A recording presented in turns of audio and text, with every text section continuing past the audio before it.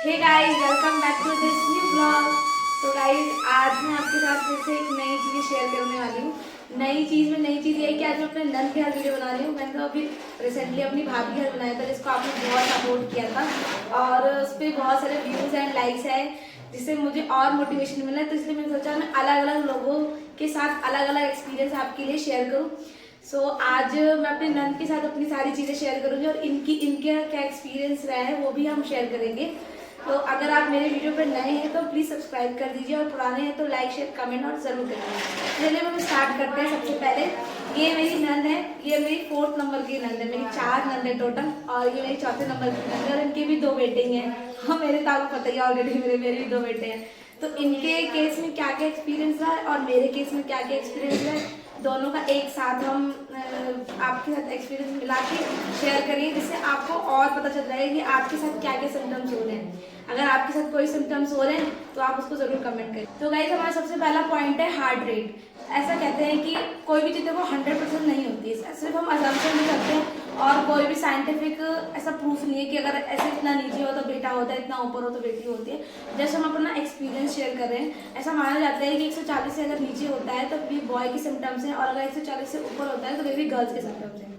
देखो, मेरे टाइम में तो जब मेरा फर्स्ट बेबी था तो उसके तीनों ट्राइमेस्टर में 140 से कम ही था और जब मैं सेकंड बेबी कंसीव हुआ था तो उसके फर्स्ट 2 ट्राइमेस्टर में जो 140 से हार्ट बीट मेरी ज़्यादा थी और एंड तक जाते जाते 9 मंथ पे 140 से कम हो गई। तो मैं अपनी दीदी से पूछती हूँ कि इनका क्या सीन रहा था, मतलब इनका क्या एक्सपीरियंस रहा था अपने बेबी के टाइम पे। तो दीदी, जब आपका बेबी बॉय फर्स्ट था तो आपका हार्ट बीट 140 से नीचे था या ऊपर था? नहीं, 140 था एक में नीचे था। अच्छा, इनका मतलब कहने मतलब है कि जब बेबी बॉय फर्स्ट था तो 140 से ऊपर था और सेकंड वाले में 140 से नीचे था और मेरे टाइम में भी ऐसे ही था। तो ऐसा जरूरी नहीं कि आपके बारे में भी ऐसा ही हो सकता है कि आपका भी मतलब दोनों टाइम में एक जैसा केस रहे, अलग अलग भी होता है, अलग अलग भी होता है। तो इसको आप एक बार देख लीजिएगा अपने अकॉर्डिंग, ठीक है। आपकी बॉडी क्या है, बच्चे का ग्रोथ, हर किसी का सीन अलग अलग होता है क्योंकि चीज़ें क्या होती है पर्सन टू पर्सन वेरी कर जाती हैं। सेकंड पॉइंट हमारा ये है कि टेस्ट, मतलब हमें खाने में किस तरह का क्या पसंद था। तो दीदी, आपको खाने में क्या पसंद था? खाने में मीठा दोनों ही बारी में? हाँ, दोनों बारी में। मीठा तो खैर मुझे बहुत अच्छा लगता था। ये था कि मेरे को सब कुछ मुझे बहुत अच्छा लगता था, सब कुछ खाती थी। ऐसा नहीं था मुझे किस देखो मुझे उल्टी आ रही है, मैं सब चीज़ खाती थी। लेकिन सब बोलते हैं कि हाँ, मीठा अगर ज्यादा खाए तो लड़की होती है। हाँ, लेकिन हमारे में तो मीठा खाने से लड़का ही तो हुए थे। हाँ, मेरे भी मीठे ही खाने से मुझे भी मीठा और बहुत सब अच्छा बोलते लगता थे था। मीठा जो खाते उसको लड़की होती है। हाँ, ऐसा माना जाता है कि जो लोग मीठा खाते हैं उनको बेटी होती है, पर हमारे में क्या है, मीठा खाने से बेटा ही हुआ है हमारे। तो अब ये चीज़ें क्या होती है, आप अपने अकॉर्डिंग चेक कर लेना एक बार। अगर आपको मीठा खाने का मन करे तो इसका मतलब बेबी बॉय कंसीव किया है आपने, और अगर आपको तीखा और चटपटा खाने का मन करे तो इसका मतलब आपने बेबी गर्ल कंसीव किया है। आप मेरी लास्ट वीडियोस में देख सकते हैं, मेरी भाभी की जो बेबी गर्ल हुई थी उनके टाइम में मेरे को तीखा ही और खट्टा खाना अच्छा लगता था, तो एक बार उसको भी आप जाके वॉच कर सकते हैं। नेक्स्ट पॉइंट है हमारा बेली शेप, मतलब पेट का आकार, कि जब बेबी बॉय हो तो पेट का आकार कैसा होता है, बेबी गर्ल हो तो उसके पेट का आकार कैसा होता है।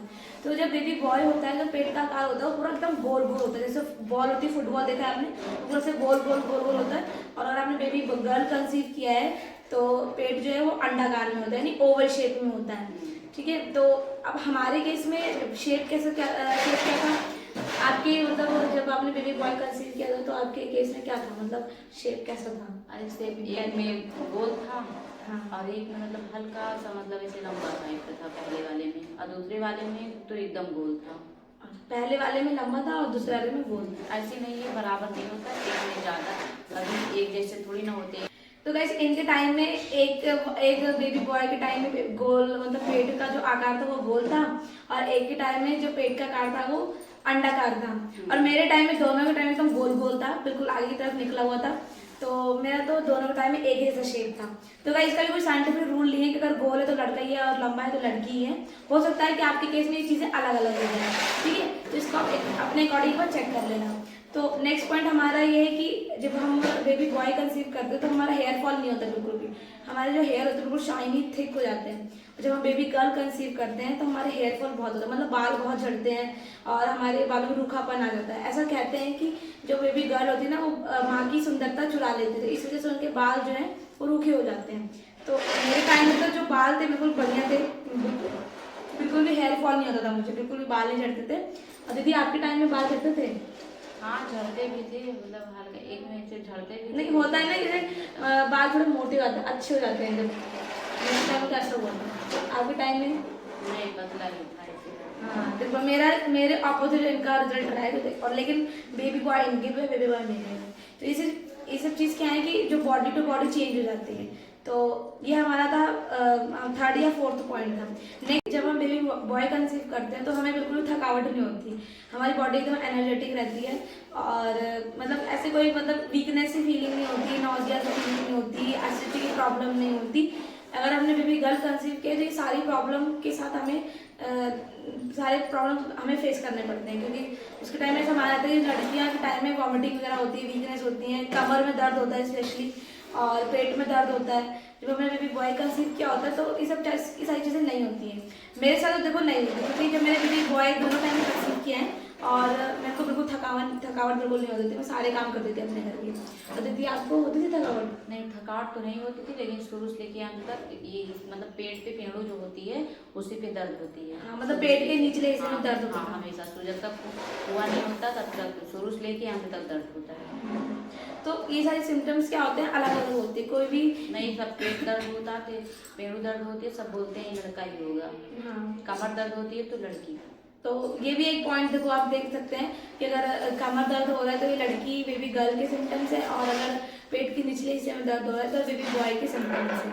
ठीक है, तो गाइस ये सारी जो हमने आपके साथ सिम्टम्स शेयर करें, कोई भी चीज़ अपने आप में 100% नहीं है। हम जो वीडियो बना रहे हैं जस्ट फन के लिए बना रहे हैं।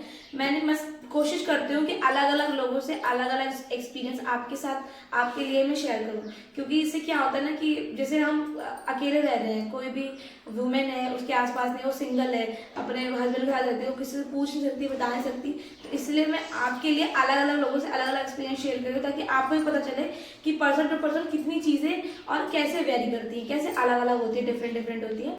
आई होप गाइज आज का व्लॉग आपको अच्छा लगा हो, और अगर आपको मेरा व्लॉग अच्छा लगा है तो प्लीज़ लाइक शेयर कमेंट जरूर करिए, और आप अगर नए हैं तो सब्सक्राइब करिए, और अपने एक्सपीरियंस आप मुझे कमेंट कर सकते हैं।